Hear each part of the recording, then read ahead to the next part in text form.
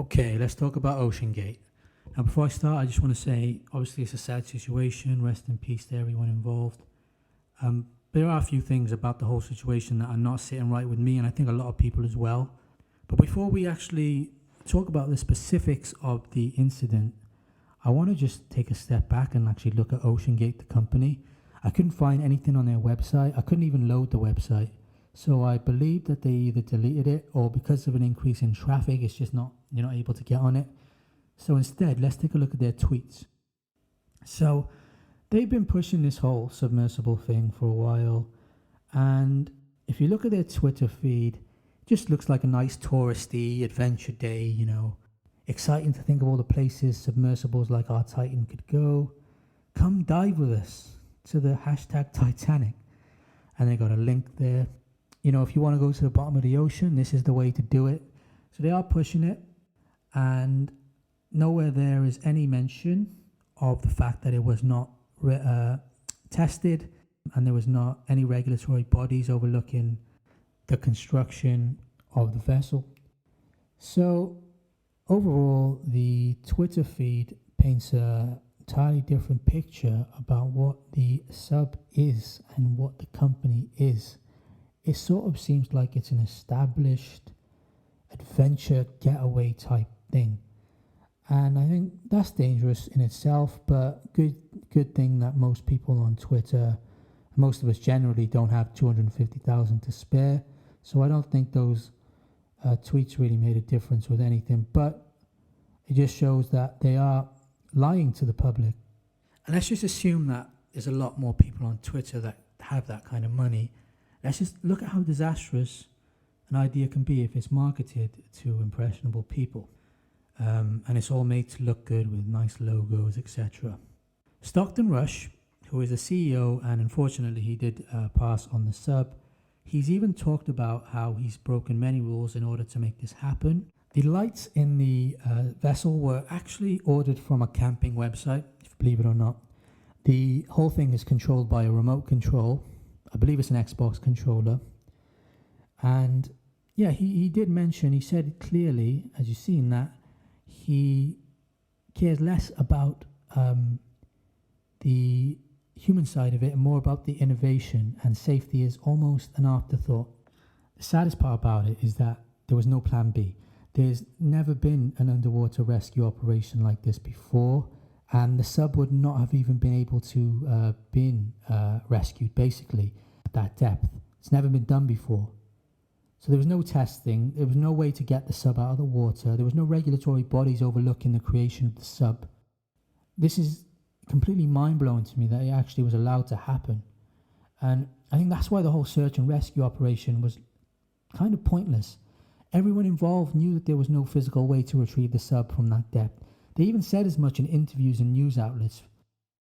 I think they did it to keep morale up, and obviously they wanted to see what happened, but there was no way that was a search and rescue operation. That was a search and recover at best.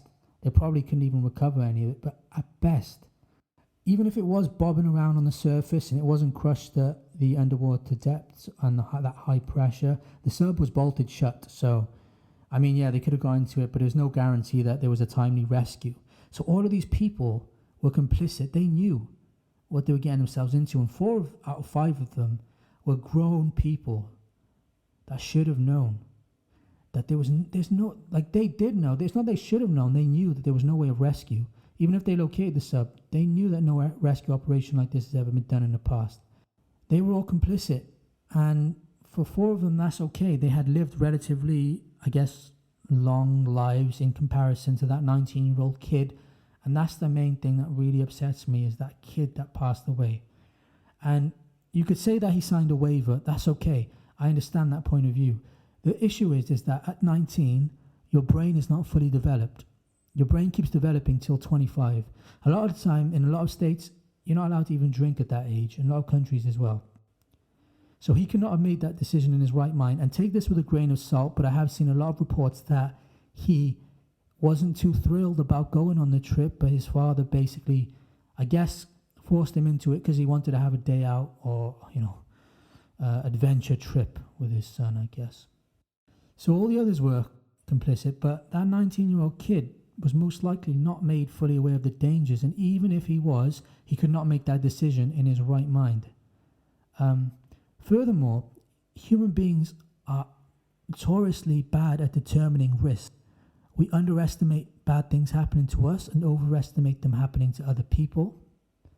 So even if you talk about these waivers, human beings, we have biases and we are notoriously bad at determining a risk. There's been a lot of studies on this. So in my opinion, a waiver is not enough. There needs to be regulation. There needs to be... I did read that the Russian subs, I don't know if this is true, but they used to go in twos. So if one failed, that there was another one there that could help. I'm no expert in underwater submarines, but that seemed like a better option. If that's not, possible, or I'm getting that wrong, then there should have just been another way to rescue the ship. I find it hard to believe that everyone who went on board fully knew what they were getting themselves into, like fully knew. I think that because they also went with the CEO, I believe that there was probably a lot of coercion, a lot of, marketing to them, like, oh, this will be amazing, come do this, and obviously they explained to them the dangers, and they had probably a few days where they talked to them in person. But at that point, when you're already there and you're into it, you're not going to back out of it, are you? Come on. So I think the whole situation, they took advantage of these people, and the main one that I'm sad for is that kid, that 19-year-old kid. Because I remember how I was at 19, and peer pressure is a real thing, especially if it's from your family as well, someone you trust. So this whole thing just didn't sit right with me. And not only that, the sub itself, I mean, if there was no rescue operation, that's fine. If the sub itself was reliable, then that's okay. You could be like, okay, well, we don't need to be rescued. This sub is, 100% reliable. That's not the case. The sub had failed many times over and over again. They give people 5 chances to see it because of how many times they run into errors. And some people never get a chance to see it at all. In fact, one of Stockton Rush's friends paid a 10% deposit, but backed out at the last minute. He backed out for safety concerns. He backed out because he knew that there were safety concerns. And the fact that he's saying this on television now just goes to show what may have happened behind the scenes. His own friend was not happy with it, even after paying a 10% deposit. So I wonder what he was made aware of after that 10% deposit that made him change his mind.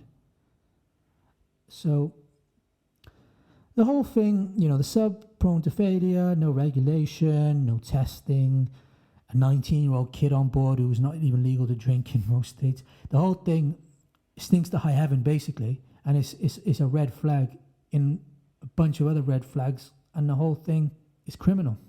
And if you're not convinced that the whole thing is criminal, that's fine. We all have opinions, and it is a grey area. But I genuinely believe that the company itself needs to be investigated, possibly shut down. And if any organization wants to participate in deep sea exploration, we should make sure it's fully regulated, fully tested before allowing people on board. I'm sure you heard this, but obviously we know less about the depths of the ocean than outer space.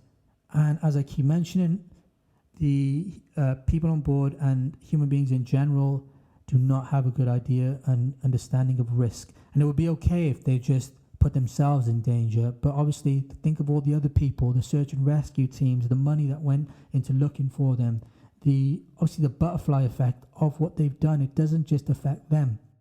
And I'm not going to get too deep into the fact that the Titanic is a mass grave and it should be left alone. I think that's the low-hanging fruit, because seriously, there's been so much